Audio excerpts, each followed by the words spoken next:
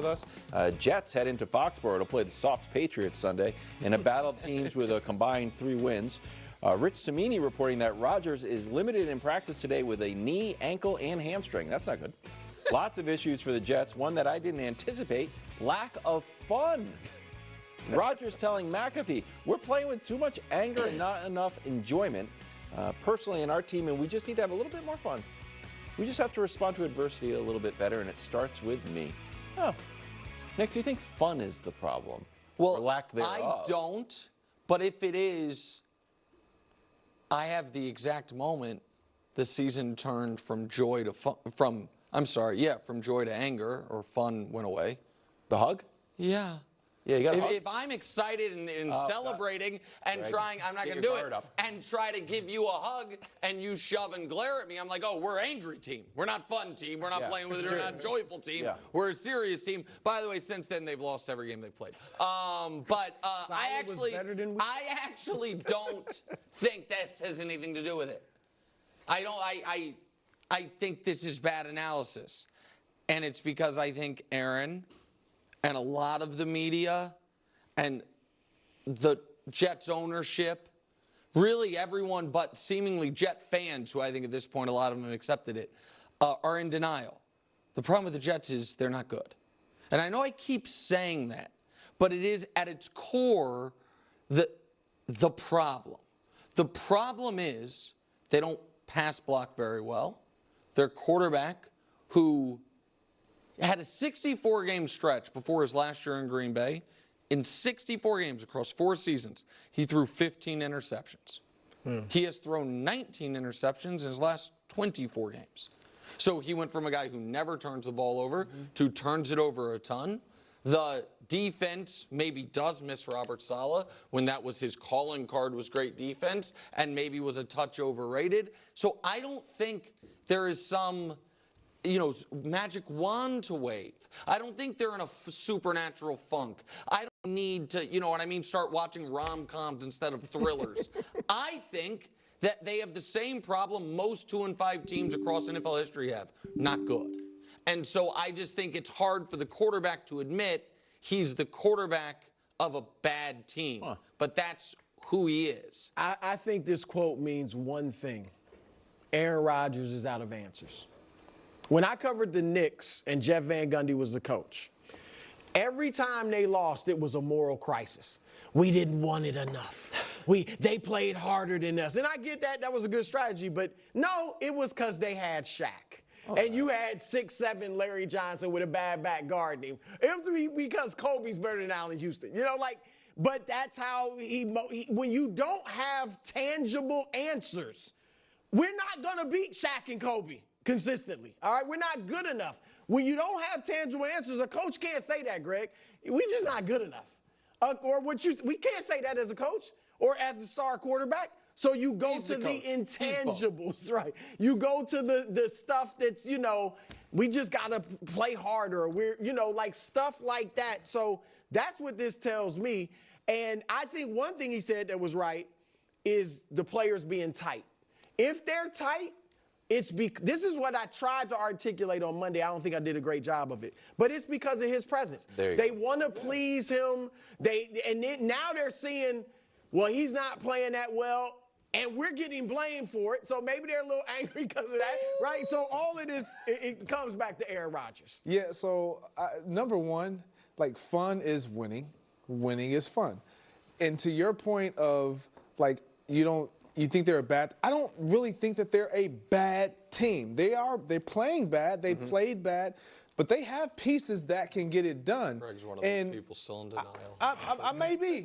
I may be. But for me, it's a matter of just stringing together a way to win. And he says something as he continued to talk about his leadership. He said, it's been good. It hasn't been. It has to be great.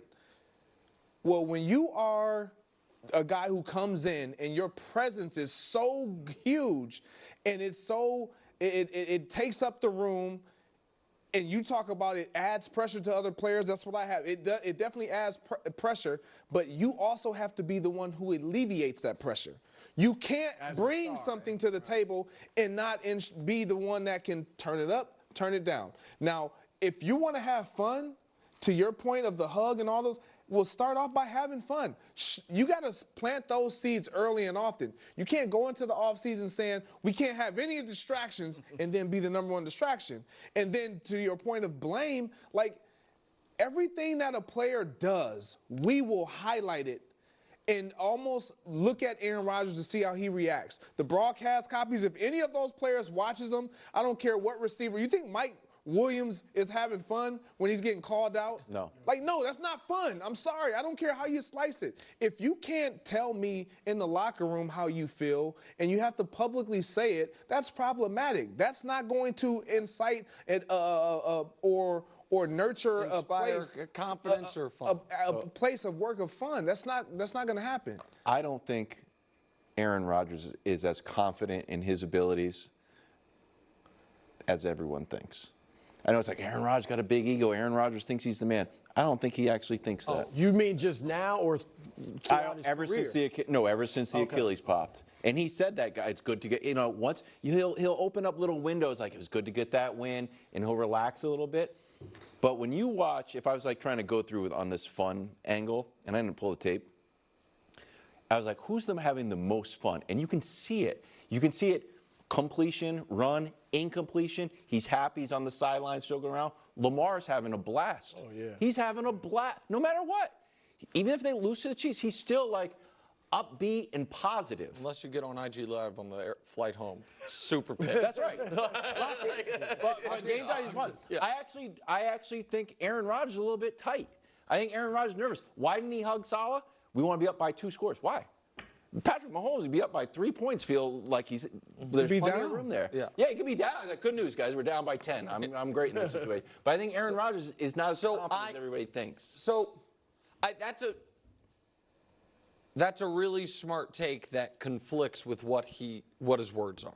Well, yeah, and so I think that's. He's putting on the front. I think that's no. So I'm not right. I And know so that. because in this interview with McAfee, he went to the well that, if you guys remember, chapter and verse told you guys he would go to. Yeah. Because I said they're going to beat the Patriots, lose the next week. I think they play to the Texans, and then he's going to bring up. We've been here before.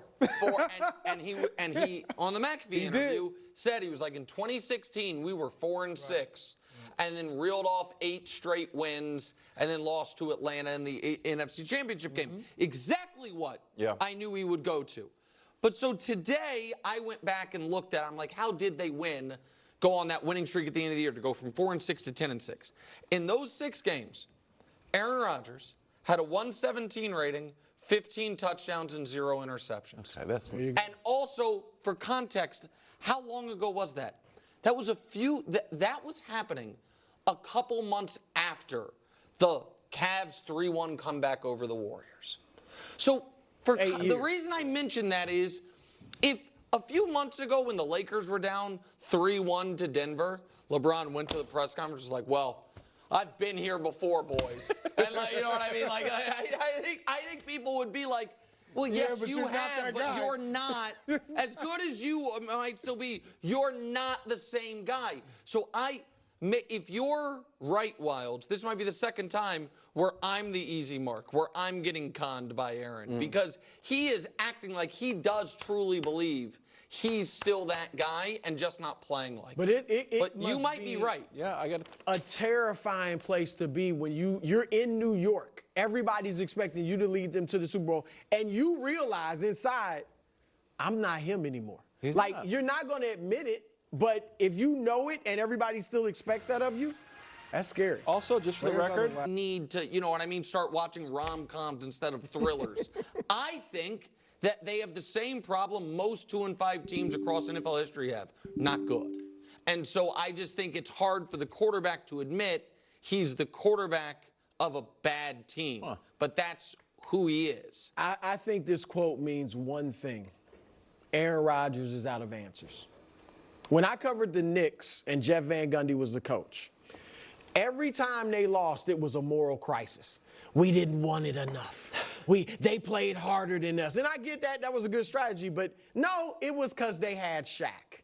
And you had 6'7" Larry Johnson with a bad back guarding him. It was because Kobe's better than Allen Houston. but that's how when you don't have tangible answers, we're not going to beat Shaq and Kobe consistently. All right, we're not good enough. When you don't have tangible answers, a coach can't say that, Greg. We just not good enough. We can't say that as a coach or as the star quarterback. So you go to the intangibles, right? You go to the stuff that's, we just got to play harder. We're, like stuff like that. So that's what this tells me.